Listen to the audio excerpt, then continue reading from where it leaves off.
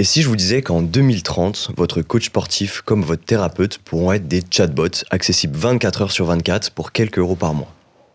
Est-ce que c'est souhaitable? Est-ce que c'est possible? C'est ce à quoi nous allons répondre dans ce nouvel épisode de Cogito Ergo Sum. J'ai autour de moi des experts en santé mentale, en santé physique et en IA. Et je vais vous laisser d'ailleurs vous présenter. Laura, si tu veux commencer. Ok, merci de m'avoir invitée. En vrai, je suis trop contente. Je pense que c'est une discussion effectivement qui est hyper d'actualité. Donc, santé, IA, forcément, il va y avoir des choses dans l'avenir. Il y a des choses maintenant, donc je suis trop contente. Du coup, moi, je suis Laura Natalia, en vrai, en espagnol, ça se dit. Et je suis thérapeute, donc j'ai un cabinet d'hypnose. J'accompagne des personnes à distance ou en présentiel. Donc, j'ai commencé ça en 2021.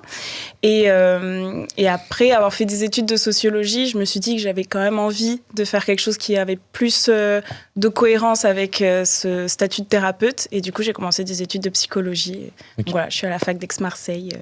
Trop bien. Et voilà. Trop bien. Vous me connaissez peut-être déjà, Émilie Chalmé, président et cofondateur de Cogito Ergo Sum avec Pierre. Donc moi, je vais vraiment apporter plus le côté expertise sur l'intelligence artificielle. Laura sera plus sur la partie santé mentale. Mm-hmm. Et puis on a Noé qui sera plus sur la partie santé physique. Après, moi sur la partie activité physique. Voilà. Plus que santé physique, mais donc du coup santé globale, puisque l'activité physique, ça permet de travailler toute la santé en entier. C'est ça qui est pratique. C'est clair. Du coup, moi je suis Noé Béranger, je travaille dans le sport santé. Je suis entrepreneur dans le sport santé, donc je suis président de l'association Reste en Forme notamment. J'ai aussi une société qui s'appelle Kima Solutions. Globalement, mon job, c'est de faire en sorte que les gens puissent bouger au quotidien, chaque jour, de manière la plus fluide possible, dans une société où ça devient de plus en plus compliqué, puisqu'on a des métiers souvent sédentaires ou l'inverse, des métiers assez traumatisants. Donc ça, c'est mon métier. À côté de ça, j'ai monté un club d'entrepreneurs aussi, qui s'appelle Unit, dont Pierre fait partie également, et où on se retrouve régulièrement pour travailler ensemble et traiter plein de sujets. Voilà, je suis ravi d'être là avec vous et de pouvoir apporter ce que je pourrais apporter. Avec plaisir. Ouais. Et moi, c'est Pierre Perbège, je suis du coup le cofondateur de Cogito Ergo Sum avec Émile. J'ai préparé pas mal de petites statistiques, pas mal d'exemples de start-up autour de l'intelligence artificielle et on va soulever les différents débats, que ce soit éthiques, moraux, autour de l'usage de l'intelligence artificielle dans le milieu de la santé. Et j'avais une première question pour vous deux, c'est dans votre travail actuel, quel est l'usage que vous faites de l'intelligence artificielle ? Il y a plein d'aspects. Sur le côté entrepreneuriat global, on s'en sert dans les tâches du quotidien pour essayer de gagner en efficacité, d'être plus efficace. Et c'est un énorme enjeu, notamment dans le secteur associatif où potentiellement on a moins de capacité d'investissement, souvent de fait. Après, ça dépend vraiment des associations, mais en tout cas, là c'est le cas. Donc là, c'est super intéressant. Tous les espaces de travail, etc. Donc gagner en efficacité au quotidien pour avoir justement le moins de dépenses possible par rapport à tout le résultat qu'on pourra avoir derrière.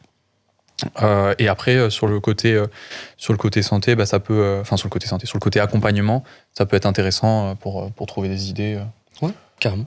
De temps en temps, traiter des données. Après, il faut être vigilant au niveau des données de santé, etc. quand on traite avec des personnes qui ont des particularités ou des parcours de santé un peu particuliers. Donc. On pourra peut-être en reparler de la donnée personnelle. Exactement, ultra important. Il y a beaucoup de failles de sécurité avec l'IA. Et il y a des données sensibles. En fait. Ouais, c'est clair.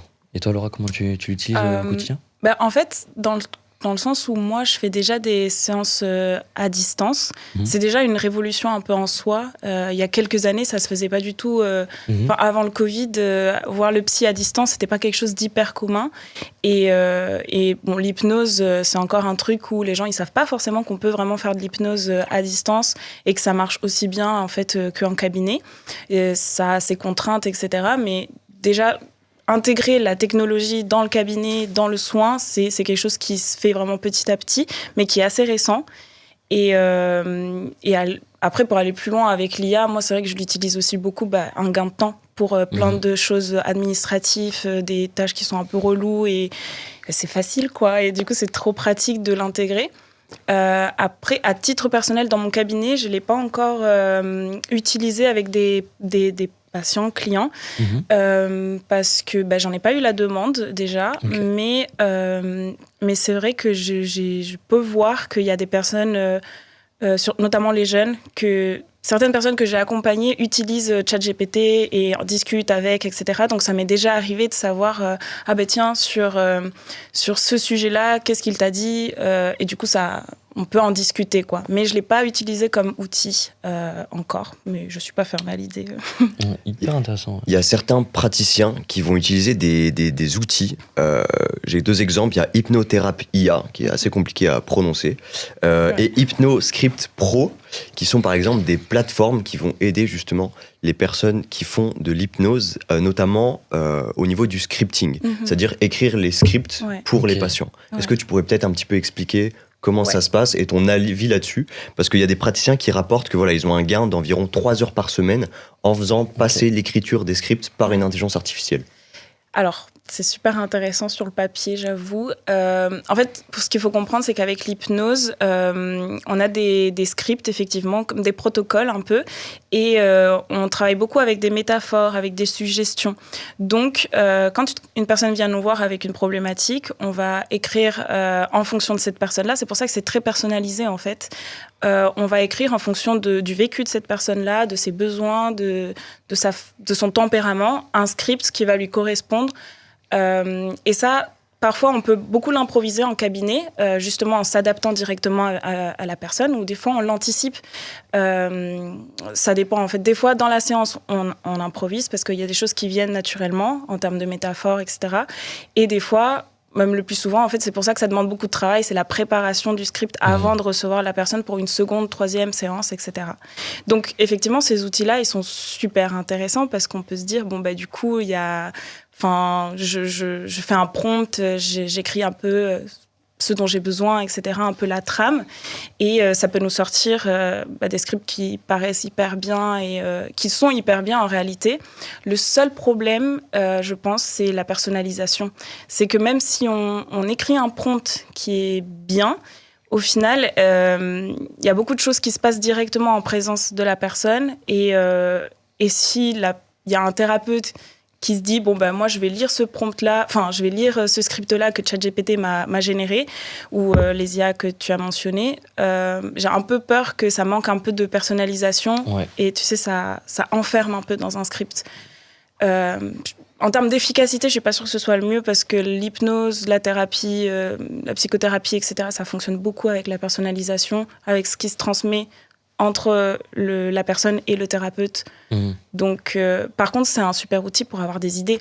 C'est vrai que des fois, c'est dur de trouver des nouvelles métaphores à chaque fois, de trouver des nouvelles idées de comment amener certains sujets, etc. Donc, pour la structure, pour avoir de nouvelles idées, pourquoi pas, mais pas à suivre comme une bible, quoi, je pense pas. Ouais, ok. Et par exemple, nous, avec Cogito Ergo Sum, dès qu'on fait des visioconférences avec des clients, donc souvent c'est des rendez-vous clients, on a une fonctionnalité qui nous permet de prendre des notes tout au long de l'échange, et après on a le compte-rendu, et on peut l'analyser derrière, ou on peut regarder les détails qu'on a évoqués. En fait, on a vraiment une trace écrite de tout l'échange. Est-ce que ça, par exemple, pour toi, ça pourrait être utile? Comme ça, après, tu gardes vraiment de la trace, noir sur blanc, de tout ce que vous avez dit. Surtout, ça permet d'avoir un peu ce truc de...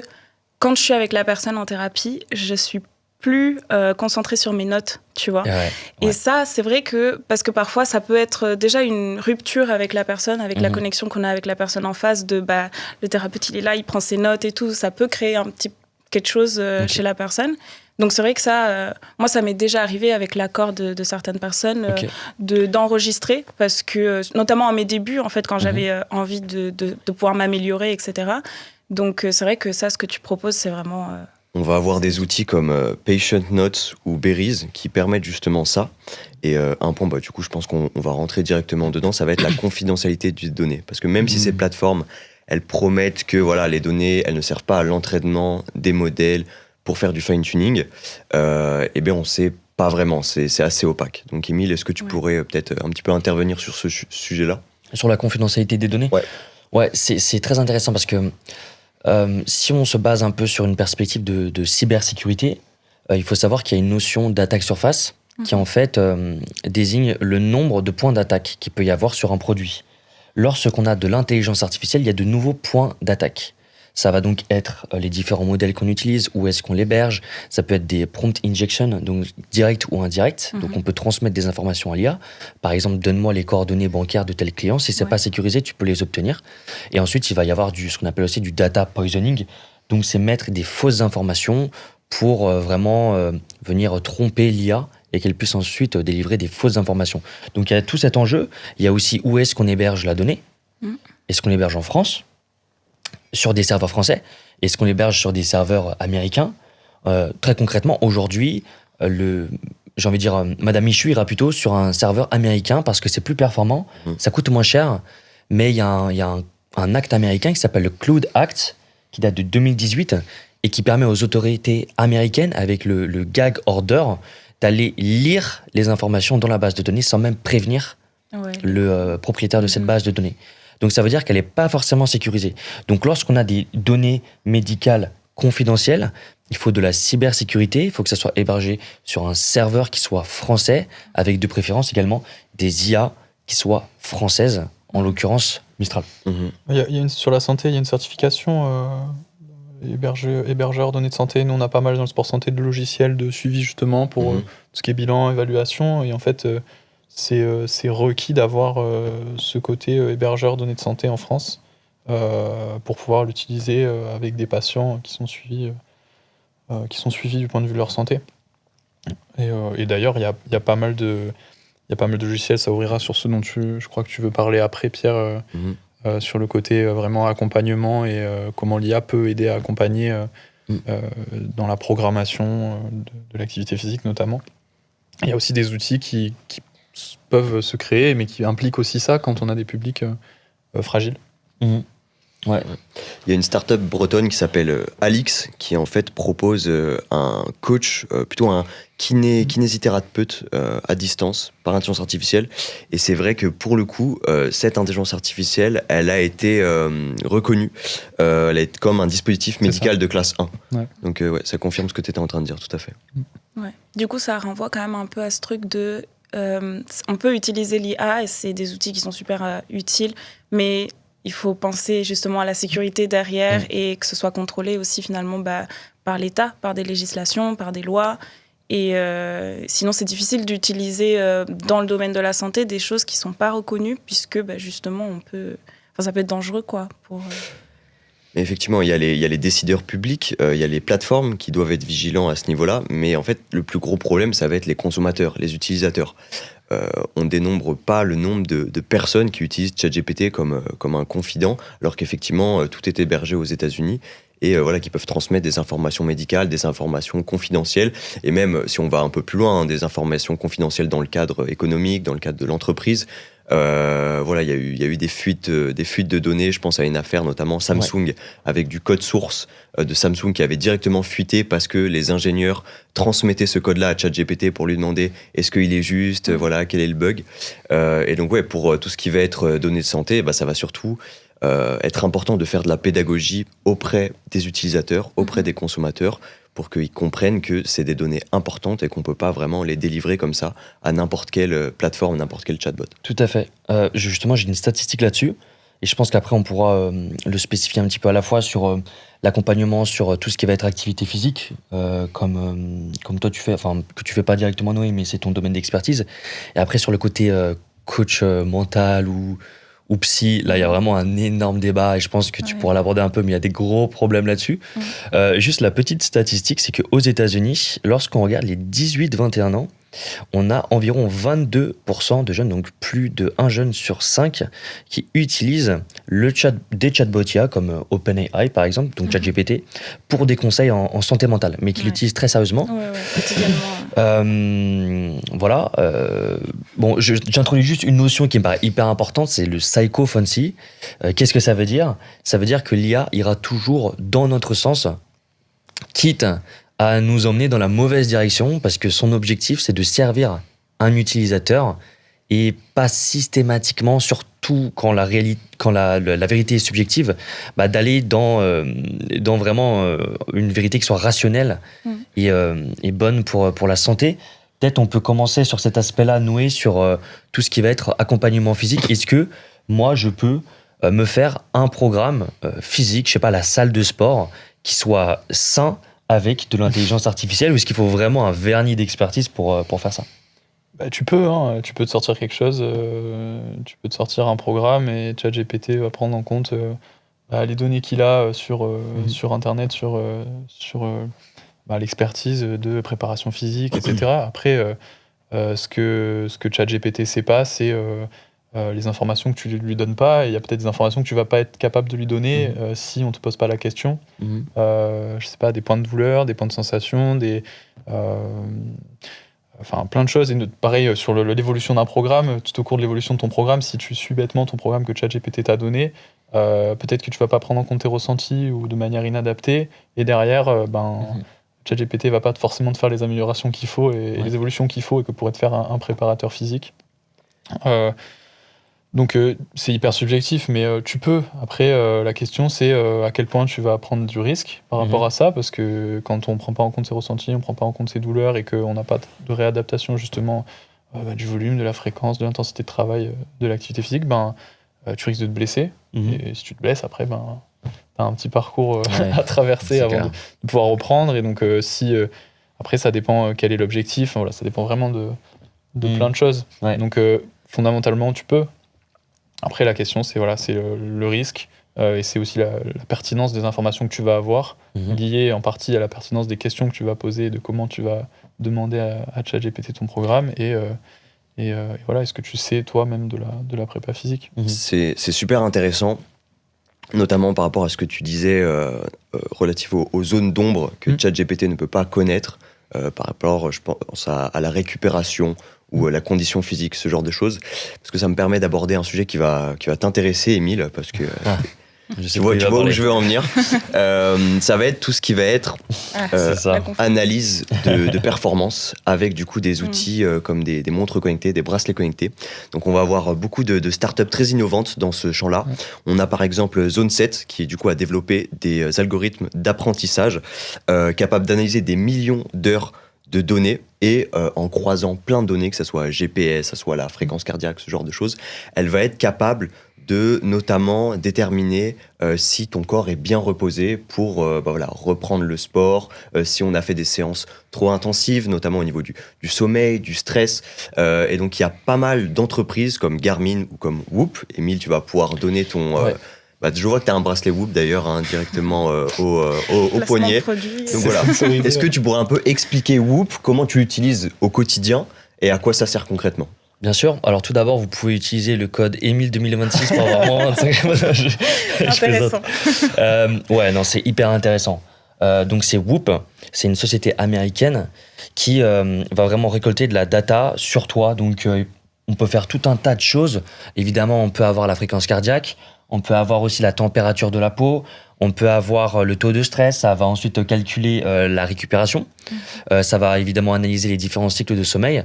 Et c'est évidemment hyper utile parce qu'on a des données qui sont personnalisées et à l'intérieur de l'application, on a un chatbot IA qui est directement connecté à tes données de santé. Donc tu peux aller poser des questions, essayer de mieux te comprendre. Moi par exemple, il y a différents enseignements que j'ai.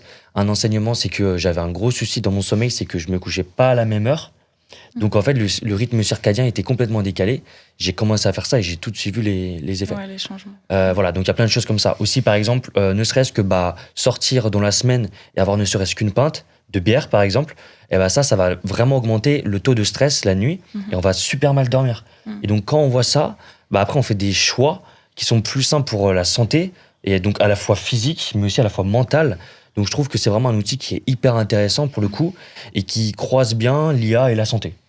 Du coup, tu as vraiment une preuve devant les yeux de cette pinte, elle a eu cet effet sur moi, ou le fait que je me couche à cette heure-ci, ça a eu cet effet-là, ça a engendré un impact sur tels aspects. Du coup, là, tu as un truc hyper concret. Donc forcément, si tu étais dans cette démarche de vouloir prendre soin de toi, de ta vie en général, oui, du coup, ça peut être hyper intéressant. Ouais, c'est hyper intéressant. Je peux rajouter un truc là-dessus, c'est que ça complète ce que je disais tout à l'heure, c'est que il faut avoir un maximum d'informations pour produire un programme, des informations qui sont mises à jour. Donc ça, de ce point de vue-là, c'est super intéressant. Et puis après, il y a différents moyens aussi d'objectiver des choses qui sont plus subjectives, comme le côté psychologique. Peut-être tu pourras parler, parce que là, pour le coup, bon, ok, t'es peut-être un peu moins stressé en lien avec tes battements cardiaques, etc. Mais bon, est-ce que vraiment... c'est pas ce qui se passe dans ma tête. Voilà. Est-ce que vraiment, du point de vue psychologique, t'es sain? Je sais pas. On peut se poser des questions. Non, je plaisante, mais du coup, il manque quand même pas mal d'infos. Et après, il y a le côté scientifique où peut-être que ce type d'outil pourrait implémenter justement des outils scientifiques de questionnaires et autres qui permettraient justement d'objectiver. Bon, objectiver, c'est un grand mot parce que ça te donne, c'est un outil de mesure de données subjectives, de retour un peu subjectifs, qui peuvent donner un petit peu plus de preuves et du coup peut-être des choses, des issues plus fiables à l'information qui va être donnée. Mais encore une fois, il manque quand même l'humain derrière, qui est ultra important, et le côté, je dirais, émotionnel et empathique de la chose qui est très important. On peut peut-être rebondir sur l'aspect santé mentale et IA. Et peut-être, toi, Laura, tu peux nous expliquer un petit peu les différentes problématiques qu'il y a pour quelqu'un d'utiliser l'IA comme coach mental, comme psy. On voit surtout beaucoup comme psy. Bon, moi, de ce que j'ai cru comprendre, tu pourras nous apporter un peu plus d'expertise là-dessus, mais c'est que si on utilise l'IA comme psy, ça revient sur le concept de psychophancy que j'avais développé, ça va toujours dans notre sens, et puis surtout, on se confronte plus aux autres, donc on a tendance à s'isoler. Est-ce que tu peux nous en dire un petit peu plus ? Je pense que déjà, le fait de l'utiliser, c'est hyper symptomatique. J'adore cette phrase, souvent on l'entend, c'est symptomatique de notre génération, symptomatique du monde dans lequel on vit. Moi, ce qui me choque particulièrement, c'est vraiment le fait que ce qui revient dans le discours des personnes qui disent moi, j'utilise ChatGPT comme un psy tous les jours, c'est mais parce qu'en fait, lui, il juge pas. Parce que j'ai pas peur d'être jugée, parce que j'ai pas peur de déranger les gens, j'ai pas peur de saouler les gens avec mes problèmes, parce que je suis en boucle sur cette problématique-là et j'en ai déjà parlé 1000 fois à d'autres personnes. Et du coup, ça apparaît comme la solution parfaite de pas de jugement disponible tout le temps. Elle peut pas être fatiguée techniquement. Enfin, si, finalement, il y a quand même des... Il y a un... Comment on appelle ça ? Il y a un... Context window ? Il y a un fond, quoi. Au bout d'un moment, soit il faut payer, soit il faut recommencer le... Comment il y a une fenêtre de contexte qui fait que l'IA ne peut pas retenir toutes les informations que tu lui donnes sur plusieurs semaines. Donc, elle a quand même ses limites par rapport à ça, mais effectivement, le fait qu'elle soit disponible tout le temps et que les gens ont l'impression... Enfin, on n'est pas jugé, mais ça renvoie un peu à cette idée de sécurité, c'est que c'est vrai que c'est déjà difficile d'aller voir un psy et d'aller voir un thérapeute pour se confronter à son regard, bien que normalement, si on a un bon thérapeute, un bon psy, normalement ton regard est objectif, et c'est le but, c'est pouvoir offrir un cadre qui soit sécurisant et empathique, sans jugement. Mais c'est déjà difficile de le faire pour un psy, qui est du coup un humain, mais il y a un peu un biais bizarre dans le fait de le faire avec un chat où justement on ne sait pas où elles vont ces données-là. On ne sait pas par qui elles sont utilisées, on ne sait pas exactement si... Enfin, peut-être qu'un jour, il y a des dingueries qui vont sortir de ça et on va être un peu mince. Moi, j'ai passé des années à lui parler de, je sais pas, toutes mes problématiques amoureuses, je sais pas, même des fantasmes, des trucs. Il y a des choses que les gens cachent, mais qui ont l'impression qu'en le disant à un robot, c'est ok, il n'y a pas de jugement et c'est pas dangereux. Alors qu'en fait, de mon point de vue, c'est plus dangereux de le dire à une IA que de le dire à un psy dans un cabinet, dans un cadre qui est contrôlé, où en plus il y a un code de déontologie, donc on peut pas dire n'importe quoi, et il y a le secret professionnel. Donc c'est un cadre qui est fait pour être sécurisant, et les gens pensent, on a un peu cette impression, mais moi ça m'est déjà arrivé aussi il y a quelques années, au début où ça a apparu, de demander des choses un peu plus personnelles, etc., jusqu'à ce que je prenne le temps de réfléchir et que je comprenne qu'en fait, je sais pas où elles vont exactement ces données. Finalement, ça me fait un peu plus peur que d'aller voir un thérapeute, quoi. Est-ce que Pierre, tu veux parler un peu de la partie justement où vont les données ? Alors, je voulais d'abord rebondir un petit peu sur ce point-là, parce qu'effectivement, déjà, dans un premier temps, l'IA, elle va avoir tendance à toujours aller dans notre sens, et elle va pas forcément proposer des solutions. C'est-à-dire qu'on a des études de Stanford qui ont été réalisées entre 2024 et 2025, qui montrent que l'intelligence artificielle avait du mal à détecter des situations graves, des situations vraiment de dépression profonde, de pensée suicidaire. Même au-delà de ça, l'IA pouvait avoir des réactions, on va dire, un petit peu stigmatisantes envers des pathologies comme l'alcoolisme ou la schizophrénie. Ouais. Donc en fait, le souci, c'est que par exemple, quand on va voir un psy, si elle voit qu'il y a un vrai problème, elle va nous rediriger vers un expert. Alors qu'effectivement, ChatGPT va pouvoir peut-être trouver des solutions temporaires. Si tu fais une crise d'angoisse, et ben fais de la cohérence cardiaque, calme-toi. Mais elle va pas pouvoir te rediriger vers un professionnel de confiance. Et donc en fait, pour les situations vraiment graves, il n'y a pas de solution. L'IA n'apporte pas de solution. C'est vrai qu'il y a... tout ce que tu as dit, c'est complètement juste. Et il y a aussi un truc dans la stratégie, c'est que quand tu vas voir quelqu'un, un thérapeute ou même justement un coach sportif ou dans la santé physique ou mentale, en fait, il y a une stratégie qu'il y a derrière. Quand on rencontre une personne pour la première fois, elle va nous parler de ses problématiques, de ses besoins, et on va construire une stratégie en fonction de ça, et ensuite on va vraiment l'adapter au fur et à mesure de l'évolution de la personne, parce que c'est de l'humain, en fait, on ne peut pas prévoir et anticiper tout. Donc, il y a vraiment une stratégie qui s'adapte au fur et à mesure. Et ça, c'est aussi quelque chose que l'IA ne peut pas vraiment faire. Elle n'a pas les connaissances, ou en tout cas aussi les informations de fond qui permettent de dire cette personne, en fait, elle a peut-être des troubles anxieux, mais ça fait quelques semaines, etc., que je vois que c'est en train de dériver sur des pensées suicidaires ou de la dépression plus grave, etc. Elle ne va pas forcément avoir ce suivi-là, finalement. Et ça, c'est aussi une limite de l'IA dans ce qui est santé mentale et santé physique, parce que c'est propre à un suivi thérapeutique et ça peut pas se faire. C'est une des limites de l'IA, effectivement, ça va être la context window. On en a déjà un petit peu parlé. Ouais. Émile, je ne sais pas si on peut prendre quelques minutes pour revenir dessus. Ouais, la context window, qu'est-ce que c'est ? C'est une fenêtre de contexte. Ça veut dire que lorsqu'on discute avec une intelligence artificielle, elle peut retenir une certaine quantité d'informations. Par exemple, si on prend une règle et qui a 20 cm d'information, elle pourra avoir en tête seulement, 4 cm par exemple, si on prend un exemple, pour avoir un exemple visuel. Et ensuite, ça va se décaler petit à petit, on va oublier ce qui a été dit auparavant, et on va retenir les nouvelles informations qui vont rentrer. Ce qui est problématique, effectivement, si on veut avoir une analyse long terme. Et sur tout ce qui va être effectivement psychologie, souvent, c'est des choses qui sont plus profondes, qui sont plus de long terme, qu'il faut garder en tête, et essayer de faire des liens, et c'est justement là qui est toute la difficulté, l'expertise des analyses psychologiques. Donc après, il y a différentes techniques aujourd'hui qui permettent de mieux maîtriser ça. Donc par exemple, il y a le RAG, dont j'ai déjà parlé beaucoup de fois. Ça veut dire Retrieval Augmented Generation. En fait, on vient donner non pas des ensembles de textes, mais des signatures numériques avec des embeddings qui permettent de mieux stocker l'information. Bon, ça devient un peu technique, désolé, mais grosso modo, avec ces techniques-là, on peut avoir beaucoup plus d'informations qui vont être intelligibles par de l'intelligence artificielle. Voilà. Donc, effectivement, c'est assez challengeant. Moi, je voulais aborder un point qui est assez dingue. C'est les clones digitaux. Oui. Alors attention, on va parler d'un truc assez futuriste. Là, donc mettez vos ceintures. Non, déjà, je voulais commencer par une petite stat qui me paraît plutôt importante. C'est vraiment, on prend une stat générale. Le marché mondial de l'IA dans la santé en 2024, on attend 2025 les statistiques, c'était 18,4 milliards de dollars avec une croissance annuelle de 40% par an jusqu'en 2033. C'est pas mal. Dingue. Donc voilà, il y a différentes innovations qui arrivent, dont les fameux clones digitaux. Peut-être qu'on pourra aller sur ta spécialité ensuite, Noé. Alors qu'est-ce que c'est un clone digital ? C'est on reproduit un humain avec un clone IA qui est entraîné sur son visage, ses gestes, sa voix, le mouvement de ses lèvres et tout, etc.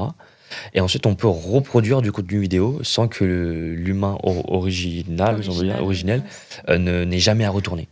Donc, on peut automatiser la production de contenu. Et par exemple, on pourrait théoriquement faire des visioconférences de la personne en question sans que ce soit elle, mais que ce soit vraiment son clone qui pourrait répondre en visioconférence et être entraîné sur toutes les informations qu'a cet expert, s'il a un corpus de données. Donc voilà. Toi, Laura, qui fais justement des consultations en visioconférence, est-ce que tu t'imagines, dans 10 ans, avoir ton clone IA, ton avatar IA, qui puisse prendre plusieurs patients en même temps avec un script, comme on en a parlé un petit peu avant, généré par IA. Tu pourras faire un jeu de mots en plus, Natalia, il y a déjà le IA à la fin, c'est parfait. Là, c'est parfait. boulevard. Tout est déjà prévu. mais non, mais ça me ferait gagner énormément d'argent. Enfin, c'est un gain d'argent de ouf parce Est-ce que que ça serait bien ? mais tu peux avoir plein de patients en même temps, c'est incroyable. Ouais. Mais pas du tout.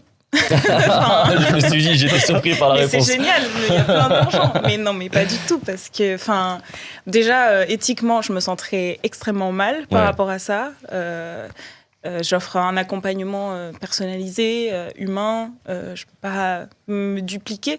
Et en fait, même si je donnais à une IA toutes les informations que j'ai, mais moi, je sais pas à l'intérieur de moi toutes les informations que j'ai. Ouais.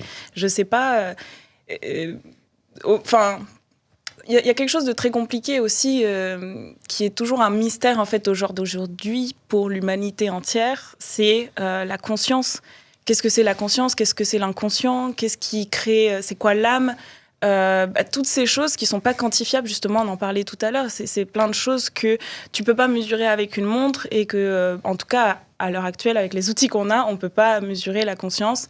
Et même si, voilà, je donnais toutes les informations de toutes mes connaissances, de mon expérience de vie à une IA, en réalité, il manquerait beaucoup de choses, des choses que moi-même je peux pas expliquer. Donc, comment je peux les transmettre à une IA ? Parce que je sais pas, il y a des expériences que j'ai vécues dans mon enfance, dans mon adolescence, etc., que je peux pas expliquer, ou peut-être que j'ai oublié aussi, mais qui sont là, quelque part, et qui sont dans l'inconscient. C'est ultra intéressant. C'est ultra intéressant, parce que je sais pas si... Moi, j'ai jamais vu, je crois, ce sujet abordé. Comment on fait pour aller récupérer de l'information sur l'inconscient ? Parce que finalement, l'intelligence artificielle, c'est de la data qui est rendue intelligente. Mais l'inconscient, c'est-à-dire l'inexprimable, l'ineffable, comment on fait ça pour le transformer en données ? A priori, on le peut pas. Non, c'est une question vraiment existentielle, là, pour le coup. Donc c'est assez dingue, parce que ça veut dire qu'il y aurait toujours un terrain, ce qui serait peut-être bien pour l'humain d'ailleurs, où l'humain aurait toujours un avantage concurrentiel.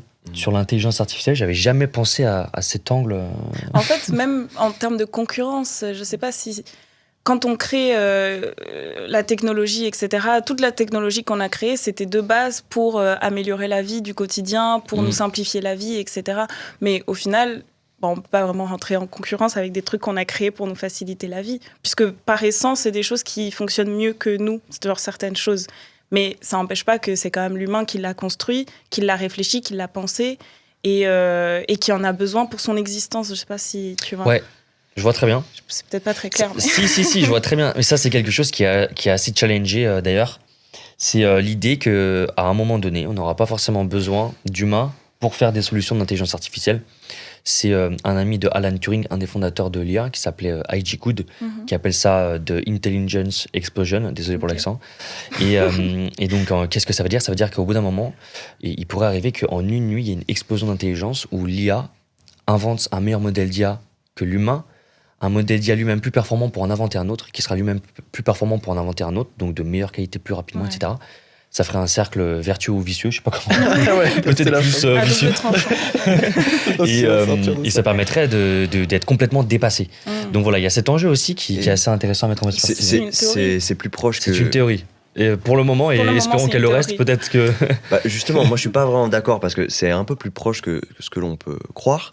Parce que nous, Émile, on était allé à Vivatech l'année dernière. On était notamment, on avait assisté à une conférence donnée par un des membres, un des C-level d'Anthropic, je sais plus exactement lequel c'était.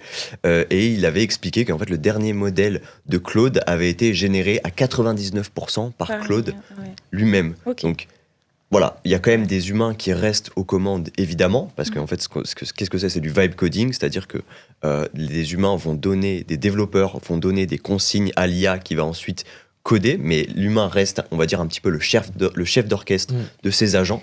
Mais peut-être effectivement qu'un jour, on va passer des 99% à 100%, et voilà, ça, c'est exactement ce que tu as dit, Émile. Ouais. Mais par rapport à ce que tu disais, Laura, sur les clones, pour revenir, on a un peu... on est allé super large, mais ça va arriver, cette histoire de clones, c'est sûr. C'est un sujet qui, je pense, est super complexe et va prendre beaucoup d'années à être traité, je pense. Parce que, ne serait-ce déjà d'un point de vue légal, ça pose énormément de questions, d'un point de vue éthique, d'un point de vue... point de vue de la donnée, de la gouvernance de données, d'énormément d'aspects, mais ça va arriver. Ouais. Mais je pense effectivement que ça va arriver. Et ça arrive déjà d'ailleurs. Mais la conscience, cloner la conscience, c'est autre chose. Oui, mais ce que je veux dire, c'est que tu parlais de l'argent, des gens qui vont faire du business avec des clones en n'ayant aucune éthique, il y en a qui vont le faire.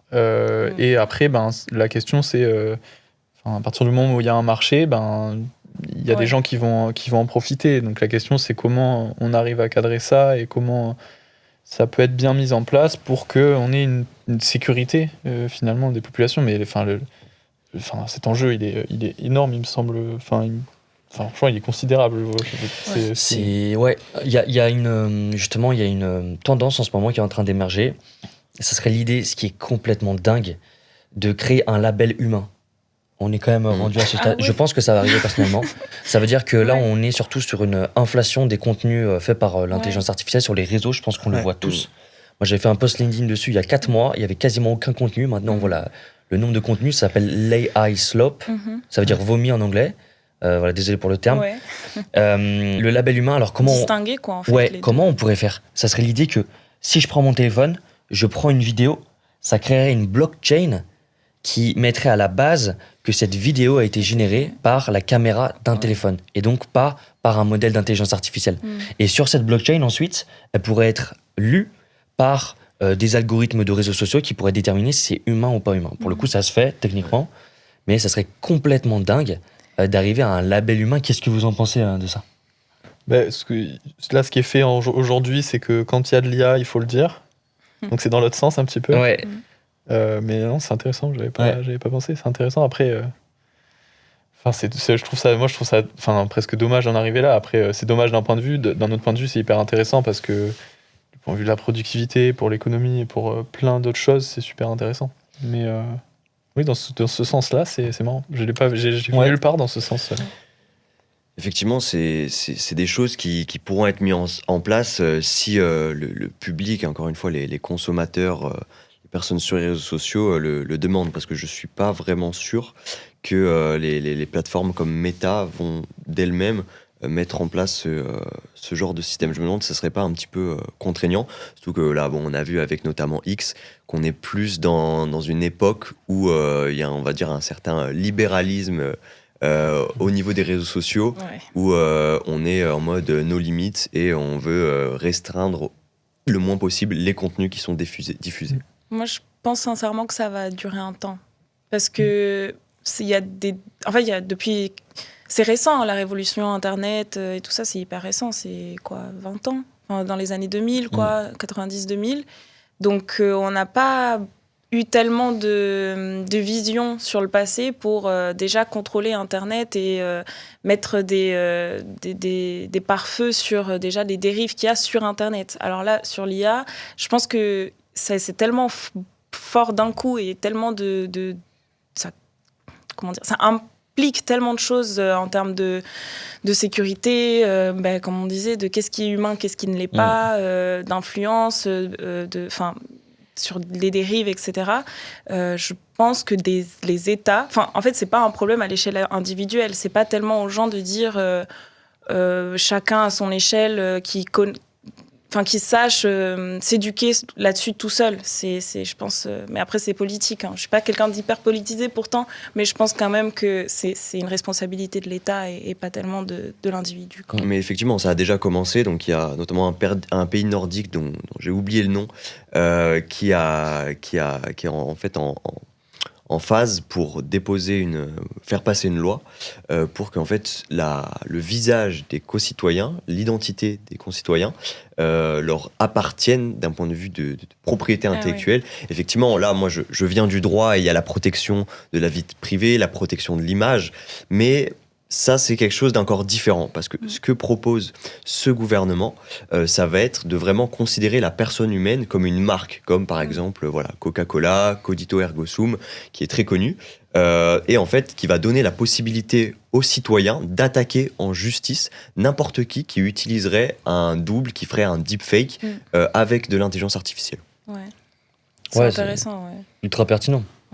Ultra pertinent, et puis il y a des aspects un peu dark de l'intelligence artificielle. On avait déjà parlé de ça sur une autre intervention, mais il y a les fameux dark models. Les dark models, qu'est-ce que c'est ? C'est terrible, c'est un modèle qui n'a pas de restriction. On peut faire ce qu'on veut avec. Donc voilà, notamment la génération de vidéos. Je ne vais pas rentrer dans les détails, je pense que voilà, ça. Tout ce qui est déviance, etc. Voilà. Donc il y a ça aussi. La sécurité des enfants. C'était ça. Parce que bon, c'est déjà le cas. Avant l'IA, il y avait déjà énormément de déviance par rapport à la sécurité des enfants, la pédopornographie, etc. Là, avec l'IA, Ah, mais c'est terrible. Puis même là, on arrive peut-être un peu aussi sur l'école. Bon, déjà, ChatGPT va évidemment avoir des grosses problématiques, des conséquences vraiment néfastes sur le formatage des cerveaux des enfants, parce qu'ils apprennent beaucoup moins à réfléchir, mais aussi cet aspect qu'avec certains modèles pas très réglementés, on peut générer des photos très compromettantes de personnes et ensuite les faire tourner dans la cour de récré, et ça va sur du cyberharcèlement qui est encore plus fort. Donc voilà, il y a tous ces enjeux-là aussi. Ce contexte d'isolement social. J'avais pris une stat là, qui date du Covid, qui avait déjà montré l'isolement et les dommages que ça fait être confiné pendant le Covid. Isolé, C'était plus de 150 millions de personnes qui souffraient d'un problème de santé mentale en 2021 suite au Covid. Il y a cet isolement, maintenant il y a l'intelligence artificielle qui coupe la solitude d'une certaine manière, mais qui la renforce en même temps, c'est hyper paradoxal. Donc là, il y a tous ces enjeux-là qui sont hyper challengeant pour notre génération. Pour revenir sur le sujet de la santé, notamment de la santé physique et de la génération effectivement de vidéos faites par IA, il y a une technologie qui est très intéressante, qui s'appelle, c'est un peu barbare, hein, c'est le BIG, c'est le Biomechanics Informed Gen AI for Exercise, désolé pour l'accent également, qui a été développé donc à l'université de San Diego en Californie, et qui en gros utilise l'IA générative pour créer des vidéos de mouvements correctifs physiquement réalistes, parce que là quand on veut avoir des vidéos par exemple à la salle de sport qui vont nous montrer effectivement comment faire les mouvements, donc soit il y a des humains qui peuvent faire les vidéos, soit on va voir des modélisations en 3D, et le souci c'est que ça va pas forcément respecter, on va dire, les contraintes humaines, les contraintes anatomiques. Je parle des modélisations 3D, et donc en fait cette technologie elle va permettre à l'IA de proposer n'importe quel exercice, donc vraiment une vidéo où on voit un humain en train de faire des mouvements et que ces derniers soient réalistes et adaptés. Je pense notamment toi qui es enseignant donc en APA, tu pourras peut-être en parler un peu plus en détail. Et donc effectivement, quand on fait des vidéos en 3D pour l'entraînement, ça va pas forcément être adapté pour des personnes en fauteuil roulant, pour des personnes avec une condition spéciale, et donc ça peut être super intéressant. Je sais pas ce que tu en penses à ce niveau-là. Oui, c'est clair que c'est intéressant. C'est déjà super intéressant dans le sport de haut niveau. Parce que ça se fait déjà, le traitement de la donnée, l'analyse du mouvement pour la performance se fait énormément. Sur la santé, il se fait plutôt, je pense, en tout cas à ma connaissance, du point de vue de la recherche, plus qu'appliqué sur le terrain, parce que c'est très coûteux, hein, et qu'aujourd'hui, notamment le domaine du sport santé, le parasport aussi, se développe pas mal, mais c'est encore le début, et donc d'un point de vue purement financier, c'est encore le début. Donc ces outils-là, ils sont plus difficiles, c'est plus difficile d'y accéder aujourd'hui. Est-ce que ça peut être intéressant pour la santé, pour l'amélioration des suivis et des accompagnements? Bien sûr, c'est sûr. C'est probablement mis en place dans des centres peut-être de rééducation. Mais j'en ai pas entendu parler, mais ça m'étonnerait pas. C'est ça. Parce qu'il y a déjà beaucoup plus de... Voilà. C'est vraiment utilisé pour la rééducation, voilà. Justement, parce que toutes les vidéos d'entraînement faites par des coachs, généralement, c'est des gens déjà en bonne santé, pour des gens qui sont pas forcément en bonne santé, mais qui sont pas dans un stade critique. Effectivement, c'est utilisé pour la rééducation et pour s'adapter à toutes les situations physiques. Il y a l'adaptation. Ouais, je vais présenter le métier d'enseignant en activité physique adaptée juste après, mais oui, l'adaptation, en fait... il y a besoin d'une spécification, et il y a besoin, notamment sur les aspects de rééducation et de réhabilitation, d'aller vraiment au fond du sujet, d'être précis, et notamment pour la sécurité, et puis aussi après pour la progression, pour qu'elle soit idéale et que les personnes retrouvent le maximum d'autonomie dans ce contexte-là, notamment de rééducation. Après, quand on est d'un point de vue maintien de l'activité physique, ce côté-là de précision a peut-être moins d'importance. Il est évidemment important, hein, mais probablement moins que dans un cadre de rééducation où en fait ce qu'on veut c'est faire bouger les gens, puisqu'on sait que c'est j'ai pas toutes les stats en tête, mais peut-être que vous en avez trouvé, mais ça a des aspects positifs sur la santé mentale, sur la santé physique, sur les articulations, sur sur la prévention des pathologies qu'on pourrait avoir plus tard dans le cancer notamment, le vieillissement, là, ça a énormément d'intérêt. Donc parfois, ça peut être plus rentable de dire aux gens on va bouger en maintenant le niveau de sécurité que de dire on va bouger parfaitement et du coup parfois peut-être de limiter l'accès à certaines personnes ou donc ça je pense que c'est super intéressant. Et donc le métier d'enseignant en activité physique adaptée pour y revenir, donc c'est une formation qui vient de STAPS. Donc c'est une mention qui est intégrée à la formation universitaire STAPS, donc sciences et techniques des activités physiques et sportives. Historiquement, la formation de prof de sport, prof de PS. Et donc en fait, il y a plusieurs, pas tout le monde le sait, mais il y a plusieurs filiales, notamment management du sport, ergonomie du sport et la performance motrice, entraînement sportif et donc activité physique adaptée et santé. Donc c'est un métier, activité physique adaptée et santé, qui touche du coup, qui lie le sport à la santé et qui vient du coup intervenir dans le domaine de la rééducation, de la réadaptation, dans le parasport, dans le sport santé. Aujourd'hui, on en entend beaucoup parler. J'oublie probablement des endroits, mais globalement, on est vraiment pluridisciplinaire. Et l'objectif, c'est celui de donner, c'est de pouvoir donner accès à l'activité physique à tout le monde, avec un but quelque part de santé. Ouais, juste pour finir sur ça, il y a du coup, en lien avec la technologie, il y a plein d'outils qui ont déjà été mis en place, notamment dans les espaces ruraux où il y a moins de capacité d'aller vers les gens et de faire pratiquer les gens. Il y a déjà des projets de robots, des projets de camions qui viennent proches des gens. Et du coup, il y a la technologie qui est déjà utilisée pour ça. Et notamment avec la visioconférence où en fait le patient il a un robot qui permet d'avoir une caméra à hauteur du patient et donc au coach qui est à distance, de faire sa séance et le patient ou la personne qui est suivie elle a son robot chez elle et elle voit la visio. Donc pareil là du point de vue des clones ça peut être aussi intéressant. Enfin il y a énormément de sujets à traiter mais je pense qu'on pourrait en parler pendant des dizaines d'heures. On arrive sur la fin. J'allais avoir peut-être une dernière question pour vous deux assez générale. Ouais. Est-ce que vous pensez qu'avec toutes ces innovations, les compagnons IA, les psys, les chatbots, tout ce qui va être relatif au domaine du sport également, est-ce que vous pensez que vos métiers sont des métiers qui sont menacés ? C'est une très bonne question. Laurent, on te laisse commencer. Déjà, en fait, si on repart de ce qu'on disait tout à l'heure par rapport à l'isolement et au fait que les gens se sentent seuls et que c'est aussi pour ça qu'ils vont utiliser des IA, etc. Ou alors que l'IA va engendrer plus de solitude. Je pense que on est humain fondamentalement, on est sociaux, on a besoin d'être en interaction les uns avec les autres. Sinon, un bébé, si tu le laisses tout seul, au moment où il est né, il n'a pas d'interaction, il meurt. Et c'est aussi un peu le cas quand on voit des personnes qui sont isolées. Je sais pas, il y a eu plein d'histoires de gens qui ont fini seuls sur des îles désertes. Ils ont développé des pathologies, de la folie, etc. Donc, on a besoin d'être en interaction. Là, le sport, c'est hyper... je vais dire, même pour les activités sportives où on pourrait se dire, s'il y a un coach digitalisé, etc., on n'a plus besoin. Mais en fait, non. Parce que toi, par exemple, tu crées des rencontres aussi, tu génères de la sociabilité, etc. Et tu regroupes les gens autour d'activités physiques. Donc, dans ce cadre-là, c'est hyper... c'est pas quelque chose que je pense une IA peut faire réellement, créer du contact avec les gens et générer de la sociabilité. Et puis, en ce qui concerne la santé mentale, il y a des choses qui se passent dans un cabinet, en interaction avec une empathie qui est vraiment...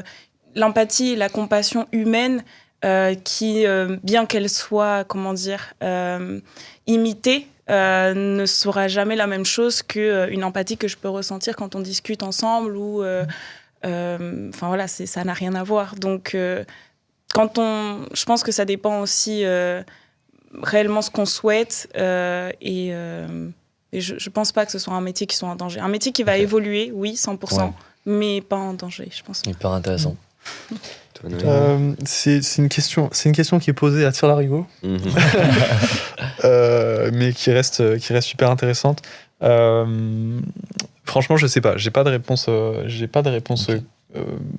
claire sur ça parce que tu peux considérer le métier et après on peut considérer aussi chaque professionnel qui a ses propres pratiques et ses propres interprétations du métier, même s'il suit un cadre commun. Donc Je ne donnerai pas, je pense, de oui ou de non. Vote en touche. Par contre, ce qui est sûr non, je vote pas en touche, mais ce qui est sûr, c'est que le lien social, l'être humain est un animal social, et donc a besoin de liens sociaux, tout à fait. Du coup, ça me fait penser à quelque chose que j'ai partagé sur les réseaux sociaux il n'y a pas très longtemps, une petite stat qui était partagée par une entreprise du domaine qui s'appelle Sport Santé Domicile. Donc il révèle des stats qui ont des statistiques, et notamment si on regarde aujourd'hui avec toutes les solutions numériques qui existent, il y a énormément de choses, toutes les salles de sport elles mettent en place des séances en vidéo qu'on peut réaliser à domicile en parallèle, il y a plein de petites startups, et moi d'ailleurs j'avais monté un projet aussi comme ça sur la visio lié vraiment à l'activité physique adaptée et santé, mais si on regarde, il y a 50% des gens qui font de l'activité physique, du sport, c'est un peu différent, mais seul, 14% en couple, 15% avec des amis, 11% en famille, 1% via une application, 6% avec d'autres sportifs. Donc finalement, avec toutes les solutions qu'on a aujourd'hui, on a quand même la plupart des gens qui pratiquent avec d'autres personnes. Donc ça permet, je pense, de donner une direction à ta réponse, en tout cas de dire qu'on a besoin de ce lien humain pour pratiquer une activité physique ou un sport, et que du coup, quelque part, on aura, je pense, besoin de professionnels humains. Bon, super. C'est une très bonne conclusion. On arrive sur la fin de cette émission, de ce podcast. Déjà, merci à vous deux pour l'invitation. Merci à Pierre, mon associé également, pour ce podcast. Bon, je pense que la leçon, effectivement, c'est un peu toujours la même. Il faut, je pense et on pense a priori que l'intelligence artificielle est une opportunité, mais qu'il ne faut jamais oublier l'humain.